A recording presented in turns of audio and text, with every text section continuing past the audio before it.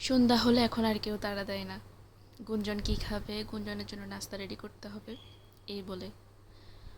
গুঞ্জনও সেমভাবে এখন আর সন্ধ্যা হওয়ার সাথে সাথে দৌড়াদৌড়ি, লাফালাফি, ঝাপাঝাপি করার কোনো অপশনই নেই।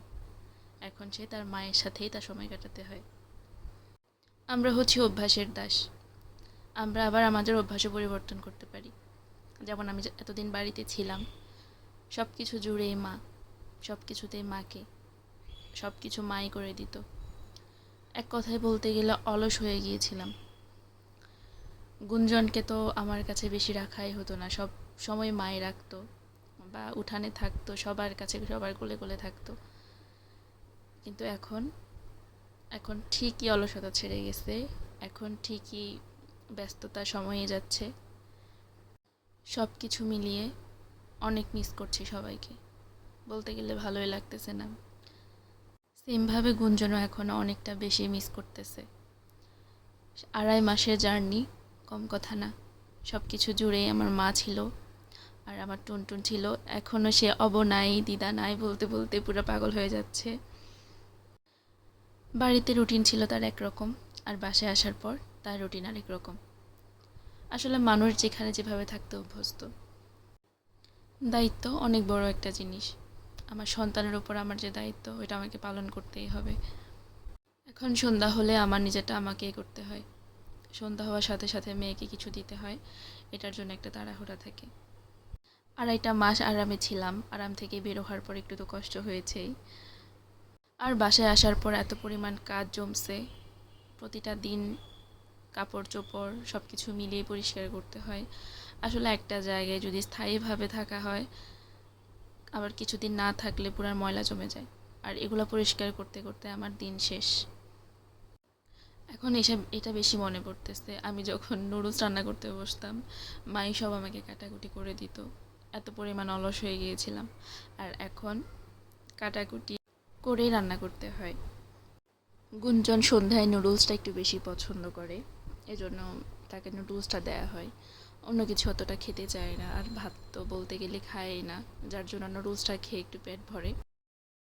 আর 2টা নুডলস রান্না করতে হচ্ছে, একটা হচ্ছে মিস্টার নুডলস আর একটা হচ্ছে কোরিয়ান সুপার স্পাইসি, ওটা একটু ঝাল। আর গুঞ্জন কিন্তু ঝালটাও বেশি পছন্দ করে। ঝালটা আমি বেশি দিতে চাই না, কারণ যদি সমস্যা হয়, ছোট বাচ্চা, কিন্তু সে ওইটা টেস্ট করে করে খেতে চায়। ঝালটাও আমার মনে হয় বাচ্চাদেরকে একটু অভ্যাস করানো দরকার, তা না হলে পরবর্তীতে আর খেতে পারে না।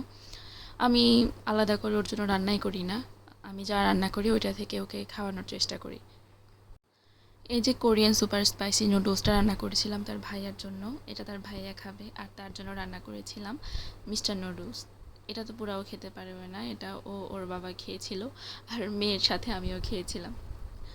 এদিকে মিস্টার কোরিয়ান সুপার স্পাইসি নুডলসটা রান্না শেষ, এখন তার ভাইয়াকে দেওয়া হবে, আর এরপর হচ্ছে গুঞ্জনেরটা রেডি করা হবে। কেন জানি নুডলসটা রান্না করার সময় আমার বাড়ির কথা খুব বেশি মনে পড়েছিল, কারণ যখনই নুডলস রান্না করা হতো তখন আমি, বাবু, গুঞ্জন একসাথে খেতাম।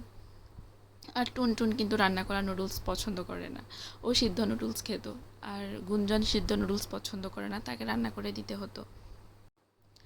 বাচ্চাদের খাবার এক এক জনের এক এক রুচি।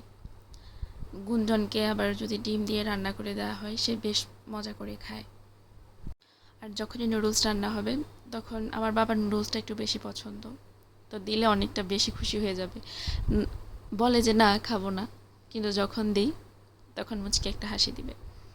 মানে তাদের কথা হচ্ছে না, সবটা তাদের নাতনিরা খাবে, তারা খাবে না। আর আমার মা তো একদমই নুডলস খায় না, পছন্দও করে না। বাড়িতে যাওয়ার সাথে সাথেই সব কিছু কেনাকাটা করে রেখেছিল মা, যে কি খাবে না খাবে, এই জন্য সব কিছু রেডি করে রেখেছিল। আর আমি যখন নুডলস রান্না করে দিতাম, খাওয়ানোর দায়িত্বটা মারই ছিল, আর সে তার দিদুনের হাতে মজা করে করে খেত। এখন আর আমাদের একসাথে বসে আড্ডা দেওয়া হয় না, গল্প করা হয় না, কিচ্ছু না। আর তার সাথে চায়ের আড্ডাটাও হতো।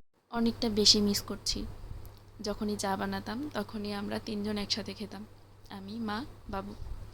আর চায়ের আড্ডার সময় আমাদের যে কত গল্প থাকতো, কত কথা থাকতো। যাই হোক, এরপর আমার নুডলস রান্না শেষে এখন কুঞ্জনকে নুডলসটা খাওয়ানোর পালা। তাকে যখন মুখে দিলাম সে তারটা খাবে না, তার বাবার যে নুডলসে সস দিতে সেটা ফলো করছে, এখন সে ওইটাই খাবে। তো তার বাবারটা তাকে দিয়ে দিল, এখন ঠিক মতোই সে মজা করে খেয়ে নিচ্ছে। গুঞ্জনের এই ছোট্ট ছোট্ট খুনসুটিগুলো আমার বেশ ভালোই লাগে। অনেকটা কমই ঝামেলা করে, কিন্তু তাও আমার থেকে বকা খায়।